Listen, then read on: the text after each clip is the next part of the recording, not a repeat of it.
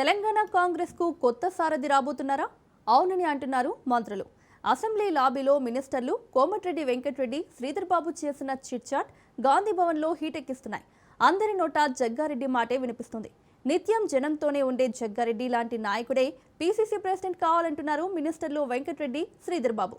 జగ్గన్నే president అంటూ చెప్పకనే చెబుతున్నారు.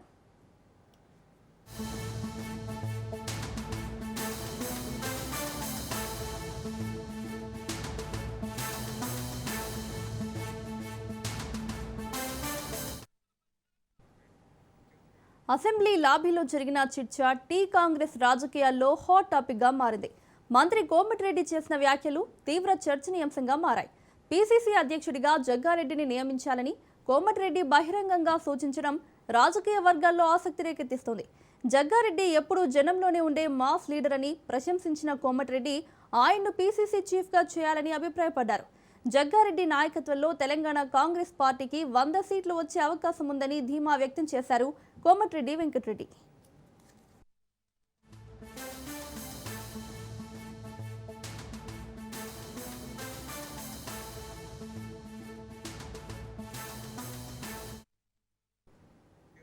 ఇక కోమటిరెడ్డి బాటలోనే మరో మంత్రి దుద్దిల్ల శ్రీధర్ బాబు నడుస్తున్నారు. ఆయన కూడా జగ్గారెడ్డికే జై కొట్టారు. జగ్గారెడ్డి ప్రజాభిమానం ఉన్న నేత, సీనియర్ నాయకుడంటూ కితాబిచ్చారు శ్రీధర్ బాబు.